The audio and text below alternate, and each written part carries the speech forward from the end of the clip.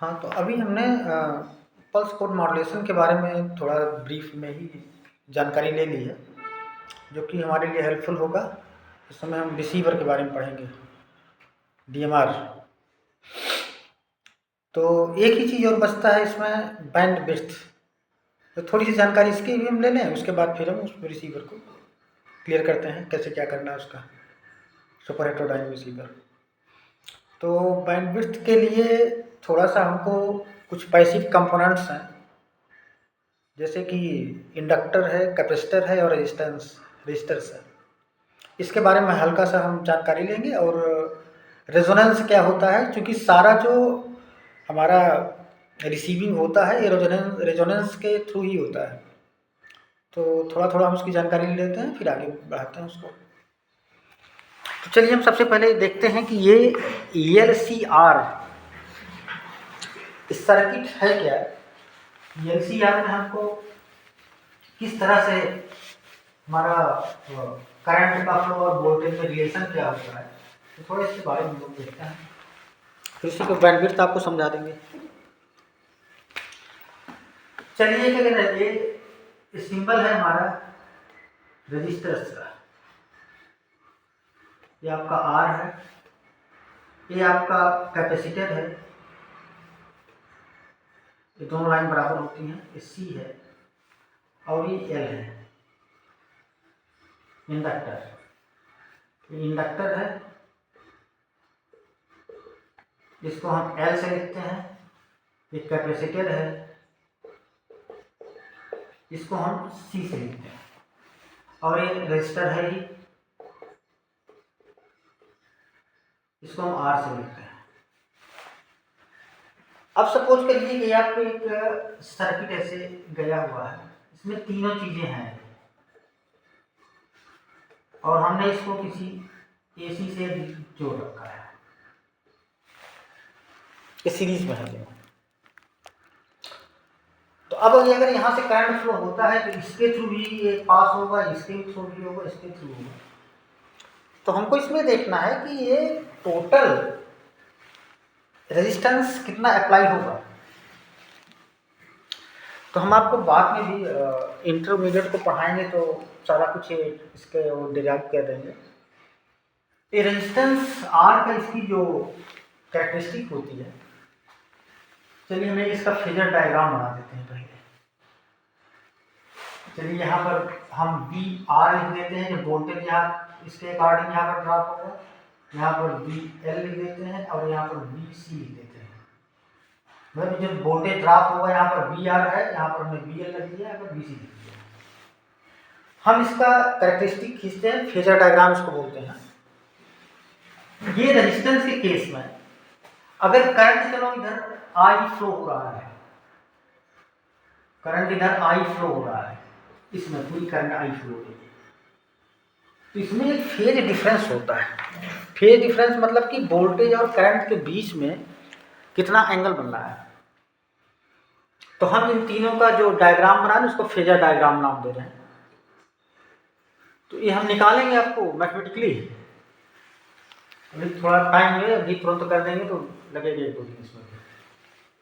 अगर एक current I flow हो रहा है तो VR इसी के फेज में होगा, मतलब कोई एंगल नहीं बनाएगा। I और V में कोई भी एंगल नहीं बनेगा इन केस ऑफ रेजिस्टेंस पे। और अगर I ये है, अगर ये इंडक्टर से पास हो रहा है तो ये VL इससे 90 डिग्री लीड करेगा। VL 90 डिग्री इसका लीड करेगा यहाँ से। मतलब करंट अगर ये यहाँ से होकर गुजरेगा तो जो है दोनों वोल्टेज और करंट दोनों सेम फेज में होंगे। लेकिन अगर VL से इससे L से होकर गुजरता है इंडक्टर से, तो उस केस में क्या होगा कि ये 90 डिग्री आगे होगा, करंट पीछे होगी। हम मैथमेटिकली प्रूव कर लेंगे और प्रैक्टिकली होगा ही। ये 90 डिग्री बन रहा है। और इन केस ऑफ VC मतलब कैपेसिटर से अगर होकर गुजरेगा तो ये 90 डिग्री I आगे होगा, ये पीछे होगा, ये इधर आपका VC होगा। ये बहुत अच्छे से समझ लीजिए, ये बहुत ही काम की चीज़ है फेजर डायग्राम। तो अगर मैं इसका तीनों का, जैसे इधर ये जो है ए इसको अपोज कर रहा है, इसका मतलब कि इतना करीब इसका जो है कैंसिल हो गया, ये आपका BC है, ये इसको कैंसिल आउट कर देगा। तो अब जो बचा हुआ है ये BR और ये आपका क्या हो गया, ये हो गया आपका BL माइनस BC। यहाँ हुआ BC आपका कितना कैंसिल हो गया इससे, तो BL माइनस BC बचा। पाइथागोरस थ्योरम लगाओगे तो B इक्वल टू कितना आ जाएगा, √VR² plus BL minus BC का होल स्क्वायर। एक चीज और जान लीजिए, जो इसका है रेजिस्टेंस, इसको सीधा बोलते हैं रेजिस्टेंस ही, ये रेजिस्टेंस है। रेजिस्टेंस मतलब कि अपोज जो करता है करंट के फ्लो का। इसका जो है इसको नाम देते हैं इंडक्टिव रिएक्टेंस, इंडक्टिव रिएक्टेंस। और ये BC को बोलते हैं capacitive reactance, capacitive reactance, capacitive reactance. इन तीनों का जो कंबाइंड है, मतलब sum of resistance, inductance, inductive reactance and reactance, capacitive reactance, इन तीनों का जो कंबाइंड नाम है Z। इसको हम लिखते हैं XL से, इसको लिखते हैं XC से, और ये आपका R है। Z आपका ये R प्लस XL और XC, मतलब तीनों का कंबाइंड नाम जो है ये हम इसको Z लिखते हैं इम्पीडेंस। ये जोड़ा नहीं है, मतलब ये तीनों का कंबाइंड नेम जो है आपका इम्पीडेंस आ जाता है, इम्पीडेंस। इसको Z, हमने Z को निकालेंगे यहाँ पे।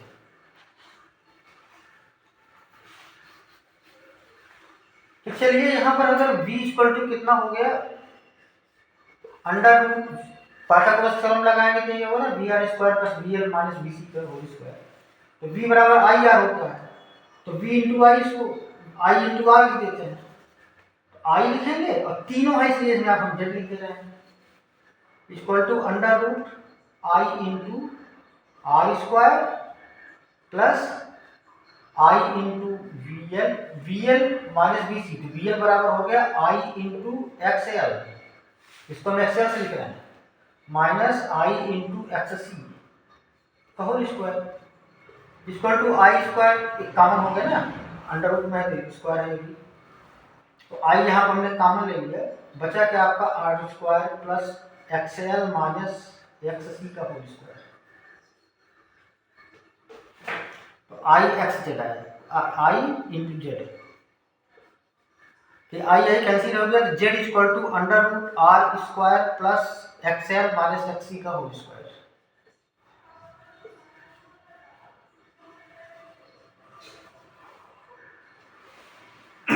R² equal to XL minus XC का होल स्क्वायर। इसमें जो XL है इसकी जो वैल्यू होती है, XL इक्वल टू होता है आपका 2πfL और XC इक्वल टू होता है 1/2πfC। ये कहाँ से आता है और ये क्यों 90 डिग्री से डिफरेंस इसमें आ रहा है, ये सारा कुछ जो है मैं इंटरमीडिएट पढ़ाऊंगा, तो आपको एकदम डिटेल्स अगर आपको जरूरत होगी तो आप हमको जो है वो कर दीजिएगा, व्हाट्सएप कर दीजिएगा, मैं आपको भेज दूंगा कि कैसे आता है। अभी आप इतना समझिए कि XL मतलब जो टोटल जो है इस पर रिएक्टेंस लग रहा है, यानी रेजिस्टेंस जो लग रहा है, XL 2πfL लगाएगा और ये इसमें लगाएगा। अब इसमें बड़ी इंटरेस्टिंग चीज ये है कि अगर F इक्वल टू 0 हो जाए, F इक्वल टू 0 मतलब कि DC, उस केस में क्या होगा, अगर DC अगर F बराबर 0 हो जाए तो XL क्या होगा, ये 0 हो गया, तो XL बराबर 0 हो गया, XC क्या हो गया 1/2π 0 इंटू C, मतलब 1/0 दैट इज इनफाइनाइट।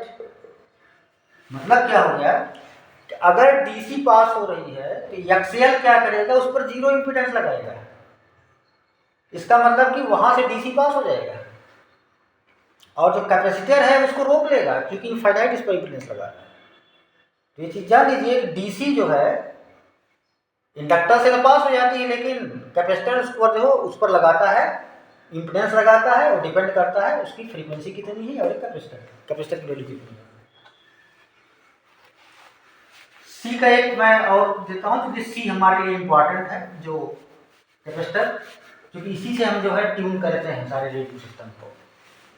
सी की जो वैल्यू होती है epsilon naught A upon D. A क्या है इसमें, जैसे मान लीजिए कोई कैपेसिटर है, ए जो है ये इस प्लेट का क्रॉस सेक्शन एरिया है,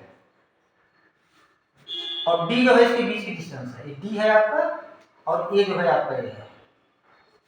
एप्सिलॉन नॉट क्या है, इसके अंदर में जो डाइलेक्ट्रिक मटेरियल भरा हुआ है, डाइलेक्ट्रिक मटेरियल कांस्टेंट है एप्सिलॉन नॉट, इसको एप्सिलॉन बोलते हैं। एप्सिलॉन ये कांस्टेंट वैल्यू होती है, और इसके लिए इसी के अंदर में आप देखते होंगे ना कैपेसिटर की जो हमारा कंस्ट्रक्शन वैसे है ही, दो प्लेट्स हैं, उसके बीच में दो प्लेट हैं, कंडक्टर प्लेट है, कंडक्टिव प्लेट है, और इसके बीच में कोई डाइलेक्ट्रिक मटेरियल भरा हुआ है। तो डाइलेक्ट्रिक मटेरियल का ये जो यहाँ भरा हुआ है, एयर भी हो सकता है, उसमें एप्सिलॉन की वैल्यू हो सकती है अलग अलग होती है, तो वही एप्सिलॉन यहाँ दिया है, डाइलेक्ट्रिक कांस्टेंट को बोलता है। तो अब हमारे पास कुल मिला के जेड इक्वल टू ये आ गया है। अब हम इसको रेजोनेंस दिखाते हैं आपको किस तरह से होगा। कोई सर्किट अगर बनेगी तो उसमें जो है 100% ना उसमें रेजिस्टेंस होगा, ना इंडक्टर होगा, ना कैपेसिटर होगा, उसमें तीनों का मिक्स ही हमेशा रहता है। मतलब कोई भी आप जो ट्यून कर रहे हो कहीं से भी, कोई आप एंटीना ले रहे हो, तो उसमें कहीं ना कहीं तार जुड़ा होगा, मतलब इंडक्टर काम कर जाएगा, रजिस्टर तो ऑलरेडी है ही। कैपेसिटर में चांसेज हैं कि कहीं जो है उसके बीच में हम लोग नहीं दिखाई पड़े, बबल भी बन सकते हैं मेटल में, वो माइक्रोस्कोप से देखोगे तो दिखाई पड़ सकता है। तो मतलब तीनों चांसेज हैं। कोई अगर इंडक्टिव, कोई अगर मटेरियल है जो उससे एंटीना बनाया गया है आपका, उसमें ये तीनों की प्रॉपर्टी आ सकती है, इंडक्टर की, कैपेसिटर की और रजिस्टर की। तो अब जो है आप ये जानते होंगे, एक तरह से हम एसी का थोड़ा सा बात करते हैं।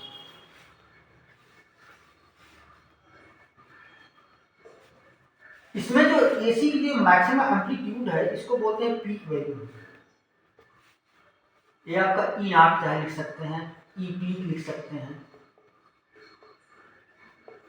मतलब इसकी मैक्सिमम वैल्यू, चाहे वोल्टेज हो या करंट हो। अब एक इसका I R M S value होता है।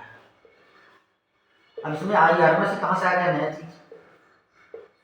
आप ये देखो, अगर मैं कहूँ कि ये आपका 2 वोल्ट है, ये 2 वोल्ट है, ये पूरा जो है किसी सर्किट में जा रहा है, किसी रेजिस्टेंस में जा रहा है, तो ये जितना पॉजिटिव उतना निगेटिव, मतलब दोनों अगर हम सम करें तो 0 आ जाएगा, कोई कैलकुलेशन नहीं कर पाएंगे। इसीलिए मान लीजिएगा आपका +2 है वोल्ट, ये है -2, हम सिंपली अगर इसको ऐड करें तो +2 -2 तो 0 हो जाएगा, कोई कैलकुलेशन हो ही नहीं पाएगा। इसके लिए करते क्या है, पहले इसको स्क्वायर कर देते हैं, मतलब 2 का स्क्वायर कर दीजिए तो 4 हो गया, इसका भी 2 का स्क्वायर किया 4 हो गया। फिर इसका मीन ले लीजिए, 4 का मीन कितना हो गया, 8 हो गया। फिर इसका रूट ले लीजिए, √8 ले लीजिए, तो कितना हो गया है 2√2, मतलब जिसको लिख सकते हैं 2 × 4, तो 4 का √2 आ गया, 2√2 आ गया, मतलब ये √2 इसमें एडिशनल आ गया है पीक वाले में। तो अब यहीं से आप समझिए बैंडविड्थ होता क्या है।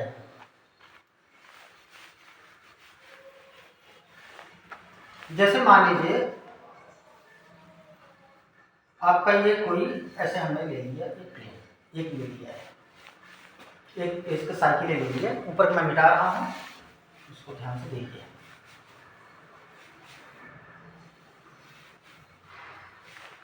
ये आपका हमने जो है 1/4 साइकिल लिया, हाफ साइकिल।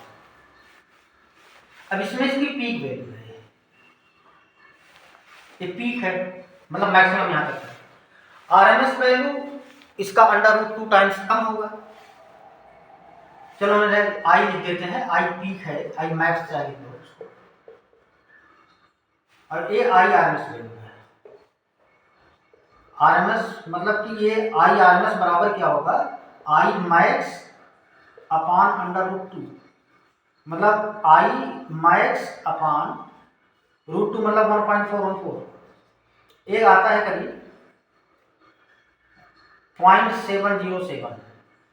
परसेंटेज बदलेंगे, 100 से गुणा भाग कर देंगे, तो कितना हो जाएगा 70.7%। 70.7% से मैक्सिमम का 70, अगर 100 है तो 70.7% नाम ले लेते हैं, कंप्लीट करते हैं। Half I max. अब देखिए यहीं से खेल स्टार्ट होता है। जेड की वैल्यू ए इक्वल टू आई थी आपकी r² plus XL minus XC का होल स्क्वायर। जेड मिनिमम कब होगा? अब देखो इसमें अगर कोई भी वैल्यू अगर आ गई, XL बड़ा हुआ XC छोटा हुआ तो भी कोई वैल्यू आएगी, XC बड़ा हुआ XL छोटा हुआ तो भी कोई वैल्यू, इसको स्क्वायर करो तो स्क्वायर बढ़ जाएगा। जेड मिनिमम तभी हो सकता है जब जेड बराबर R हो और इसकी वैल्यू 0 हो। तो XL माइनस XC बराबर जब 0 होगा, यानी कि XL बराबर XC होगा, तभी जेड की वैल्यू कम से कम आएगी। उसी समय आप जब जेड की वैल्यू कम आई, इसका मतलब रेजिस्टेंस कम होगा, करंट सबसे ज्यादा फ्लो होगी, मैक्सिमम करंट फ्लो होगी। तो XL का मतलब हो गया आपका 2πfL इक्वल टू XC मतलब हो गया 1/2πfC। अगर मैं F को उधर ले लेता हूँ तो F स्क्वायर इक्वल टू हो गया 1/2π इंटू 2π इंटू LC, यानी कि F इक्वल टू हो गया 1/2π अंडर LC। स्क्वायर टर्म है ना, अंडर में आ जाएगा सारा। इसी को बोलते हैं रेजोनेंस फ्रीक्वेंसी। हमारी जो ट्यूनिंग होती है, मतलब हम किसी कैसे, जैसे स्टेशन होता था रेडियो में, पहले हम ट्यून करते थे, यानी कि हम जो है उसको फ्रीक्वेंसी किस पर लाते थे, कैसे ट्यून करते थे। इसके बीच में एक कैपेसिटर ऐसे लगा हुआ है, इसके बीच में डिस्टेंस है, इसकी जो वैल्यू है C इक्वल टू 1/2πfC है, और equal to C equal to कितना ε0 A/d, मतलब ये D पर डिपेंडेंट है। D की वैल्यू कम कर दोगे C की वैल्यू बढ़ जाएगी, तो C की वैल्यू अगर हम चेंज करेंगे तो F की वैल्यू रेजिस्टेंस तरफ आ जाएगी। तो अब इसमें देखिए बैंड विड्थ है क्या, तो सीधा सा डिफाइन कर लो, हमेशा दिमाग भर लो, इधर उधर का चक्कर मत करो। अब बैंड विड्थ क्या है, ए वैल्यू आई मैक्स है, मतलब मैक्सिमम इस पर, चलो जेड को मैं लिख देता हूँ r² plus XL minus XC का होल स्क्वायर। आई मैक्स है और आई RMS की वैल्यू यहाँ पर है 70.7%। तो एक तो XL चाहे बड़ा हो चाहे XC बड़ा हो, दोनों केस में क्या होगा कि जेड की वैल्यू बढ़ जाएगी। यहाँ मतलब पार्शियल वैल्यू 0 होगा तभी जेड की वैल्यू R, मतलब यहाँ पर आपका जेड बराबर R है इस पोजीशन पे। मैक्सिमम वैल्यू कहाँ मिली, जब जेड बराबर R होगा, मतलब XL माइनस XC बराबर 0। और जैसे जैसे XL XC में डिफरेंस आएगा, इसकी करंट की वैल्यू क्या होगी, कम होती जाएगी, क्योंकि रेजिस्टेंस बढ़ता जाएगा, जेड की वैल्यू बढ़ती जाएगी। तो अब यदि कम होते होते जहां पर 70.7% हो जाए उस फ्रीक्वेंसी पर, मतलब कि ऐसी फ्रीक्वेंसी जिस पर कि गेन, चाहे करंट गेन हो या वोल्टेज गेन, जिसको हम कंसीडर कर रहे हैं, मैक्सिमम का 70.7% हो जाए, मतलब यहाँ भी हो सकता है, यहाँ मतलब चाहे इसको बढ़ाओ चाहे इसको बढ़ाओ, हर केस में आपका जेड की वैल्यू बढ़ेगी, तो करंट जो है कम होता जाएगा। जहाँ कम होते होते कितना हो जाए, पहले का 70% रह जाएगा। तो ये जो फ्रीक्वेंसी का बैंड है हमारा, इसी को हम बोलते हैं बैंड विड्थ। तो बैंड विड्थ कुल मिला के ये फ्रीक्वेंसी का ऐसा रेंज हो गया जिसमें कि जो गेन है, करंट या वोल्टेज गेन जो भी आप कंसीडर करो, पावर गेन जो भी ले रहे हो, मैक्सिमम वैल्यू का 70.7% रह जाता है। 7% किसका, ऑफ आई मैक्स का, यानी कि आई RMS वैल्यू यहाँ पर, इसी बोलते हैं आई RMS। आई RMS क्या होता है, आई मैक्स अपॉन √2। आपको जो सप्लाई होती है घरों में बिजली, वो मैक्सिमम वोल्टेज नहीं होता है, होता है RMS वैल्यू। मैक्सिमम निकालने क्या करना पड़ेगा, √2 से मल्टीप्लाई करना पड़ेगा। इसीलिए जैसे वो बोलते नहीं कि DC ज़्यादा खतरनाक है AC होती भाई, क्योंकि DC वैल्यू अगर मैंने कहा 100 वोल्ट है DC, 100 वोल्ट अगर डीसी है, इसका मतलब कि जो करंट होगा इसी अकॉर्डिंग बहेगा, फ्लो होगा। लेकिन अगर 100 वोल्ट हमने एसी बोला, इसका मतलब मैं उसकी आरएमएस वैल्यू बता रहा हूँ। पीक वैल्यू उसकी होगी 100/√2, मतलब 100 इंटू 1.414, तो 141 वोल्ट। तो ये जो डीसी जा रहा है मैक्सिमम 100 वोल्ट के अकॉर्डिंग करंट फ्लो करेगा, जबकि जो एसी है 141 वोल्ट के अकॉर्डिंग करेगा। क्योंकि हमें जो घरों सप्लाई मिलती है 220 वोल्ट, वो आरएमएस वैल्यू है, पीक वैल्यू उससे √2 से मल्टीप्लाई करना पड़ेगा। तो हमारे ख्याल से बैंडविड्थ समझ में आ गया होगा कि बैंडविड्थ क्या है, वो फ्रीक्वेंसी का रेंज है जिसमें जो गेन है, चाहे करंट का हो, पावर का हो या वोल्टेज का हो, जिसको भी हम कंसीडर कर रहे हैं, अपने मैक्सिमम वैल्यू का 70.7% रह जाता है या आरएमएस वैल्यू के बराबर हो जाता है। हमारे ख्याल से ये अगर समझ में आ गया होगा तो ठीक है, फिर हम नेक्स्ट वीडियो जो बनाएंगे हम उसमें जो है आपको ये कि λ/4 हम क्यों इस्तेमाल करते हैं, और आपका रिसीवर के बारे में थोड़ा सा बता देंगे जो हमको आ रहा होगा। थैंक यू, रखते हैं। वीडियो बहुत बड़ा हो जाता है तो अपलोड नहीं करता है। Thank you.